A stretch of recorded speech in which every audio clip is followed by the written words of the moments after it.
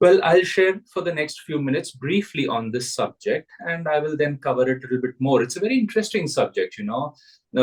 Fortunately, excessive jealousy is rare. I say fortunately because actually one of my Guru Bhais, she wrote me a very comic message after seeing that I'm doing this topic, and we were kind of laughing about it on WhatsApp. But that, yeah, it's the kind of thing you don't really see. But Master and Swami spoke, Master especially spoke very strongly about it, against it, about its damages, how it can run into incarnations. Now, of course, it is any problem for that matter, cigarette smoking or any habit, anger. I mean, these are not minor things in any case. Master said, if you overcome even one of them in one lifetime, he said it is a cause of celebration. But for us as devotees who are really aiming, as Yogananda ji said, as his disciples, for being a saint in this life, becoming a Jivan Mukta, most importantly, to put it simply, to be expanded in our awareness, to not feel small, or like Shakespeare put it about jealousy. He said, that green eyed monster. Nobody likes to feel like a little squirmy, green eyed monster. uh, but here's the thing, Kriyanandaji himself said that Yogananda did not say many things uh, publicly, that he very lovingly, privately did say to him, encouraged him, gave him future directions for. And Swami said, I wondered why didn't he say things if they were so important in front of others? And as the years went by, somebody's unmuted over here. Yeah, as the Sneh ji, if you could mute yourself, please. Thank you. And Swami said, as the years and decades went by, he realized how unfortunately this aspect of consciousness, which is, there's on one side, there are the saints and God's consciousness, cosmic consciousness. On the other side of the spectrum, as we all know, like there were the Pandavas on one side, and then there was the Kaurava army, and it said they were 100 brothers together. And what does 100 mean? 100 means one of those 100 is jealousy, you can say. And Swami said that he realized and felt quite sad about that aspect of human nature, that his own brothers and sisters on the spiritual path, unfortunately, some of them developed excessive jealousy against him, threw him out. When he then tried to bring those statements that Master had told him, they just dismissed it. They said, we were not there, or so many other things. And Swami realized, wow, after being on the spiritual path for a long time, this can still be a challenge, quite a challenge, which is why in the beginning I said it can run into incarnations. Now, Master spoke in his times, tuberculosis was an example. Unfortunately, its treatment only came in 1930s and 40s, and Master used the word cancer, tuberculosis for jealousy. He said it can be galloping, it eats into the person. It's like an oven.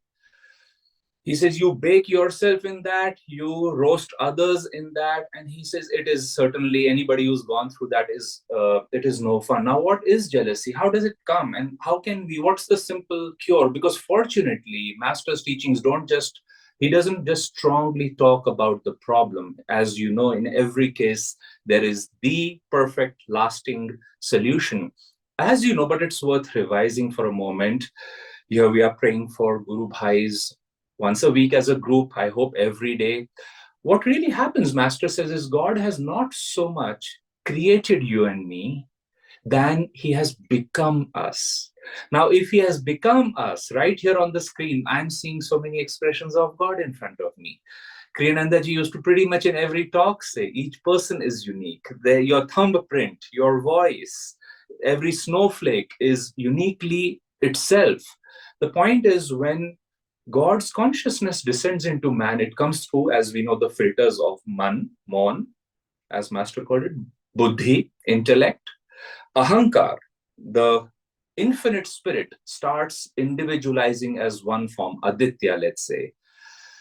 And mon, buddhi, ahankar, and chitta, feelings. Now, chitta is the definition of God himself. Pure feeling is God. However, imagine two souls next to each other. And instead of seeing God in one another, the chitta starts comparing. It starts feeling like that little flyer says, oh, how did he get the fish? Why does he always get that fish? I've also been sitting here. Well, if there is a God, he should give both of us the same fish. And the disturbance of feelings, oh, I should be as rich as that person, or why is he not loving me as much he loves her, or the brother, the sister, the whatever, in business, why is he so successful? Why did somebody get more marks than me? Why do people love this person more than that? Swami Kriyananda ji once said a very interesting thing. He said, you see, Yogananda ji loved everybody equally. Of course, that is how a saint is.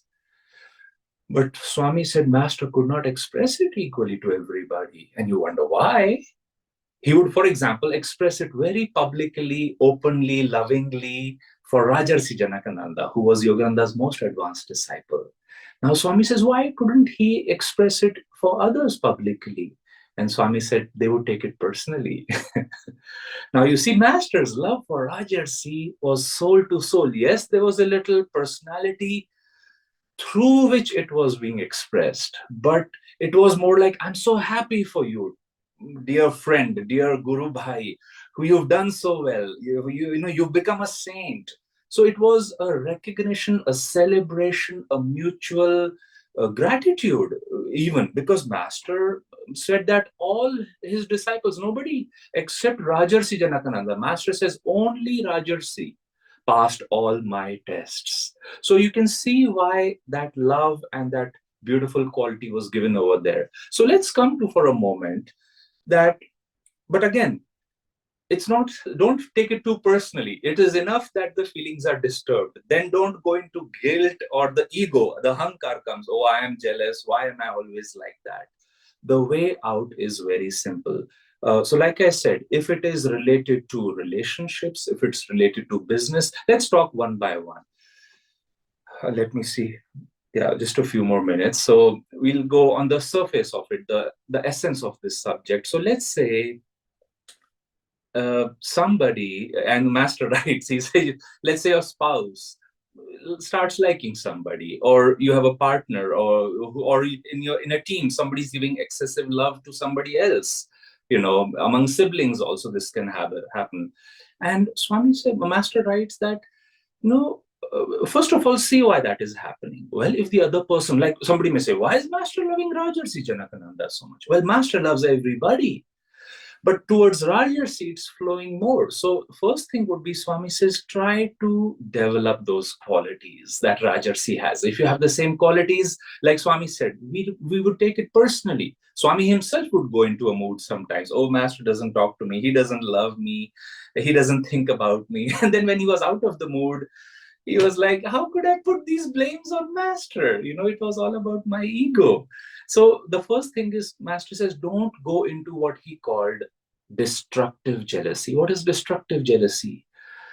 You are certainly not enjoying that feeling. You're feeling small. You're comparing yourself to somebody. And sometimes, like I said, fortunately, it's rare. You are hurting other people. You try to destroy their business. In extreme cases, Master writes, people try to kill somebody. And that it is such a situation that you really want to say that, no, that's not a helpful. If let's say you love somebody, well, how can you even get jealous? You have loved them. It means your love was conditional. Master says, let's say somebody has gone off with another person. Well, it may be a mistake.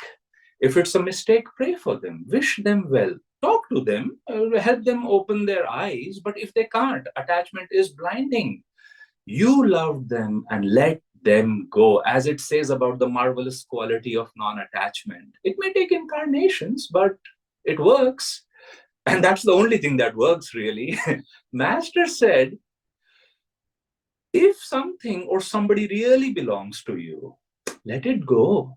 It will find its way back by spiritual magnetism, which is the only unfailing, which is how we find the Guru. We must have gone for lesser teachers, teachings. Oh, I don't need a Guru. Who is the Guru to tell me what to do? So on and on and on. Well, here we are. hopefully sincerely this time. No, master, I don't want to go anymore. I am yours. I have come back to you. So keep that. Don't go into destructive jealousy. What is constructive jealousy?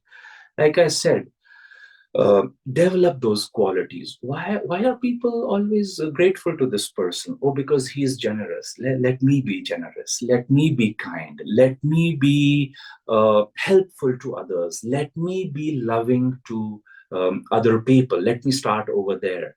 Another thing Master said that we could develop is, he said, when you meditate, you don't take things personally. Why? Because your energy is going to the spiritual eye, as we said, beyond the ego. In that state, we see everybody struggling. The masters don't judge people. This is why Master said things personally to Swami, not publicly, because he could see others were not ready for it. Kiranandaji actually wrote in one of the books, he said, had he spoken them publicly, perhaps they would have killed me. I mean, this is a very dramatic statement, I'm telling you, but it is true. It's an unfortunate side of human nature. So, but the masters are beyond ego. They are simply seeing that God has opened the field, there is free will over here, and you only tell, like parents, they will not tell everything to every child. As the child grows, one by one, parents have a conversation with the child. They let them know things which they can handle. So I'll close this subject over here, but it is one of those topics I'll pick up again, because there's jealousy of health, there's jealousy of wealth, of business, and Master has fortunately given some very practical tools and tips which we will go into further.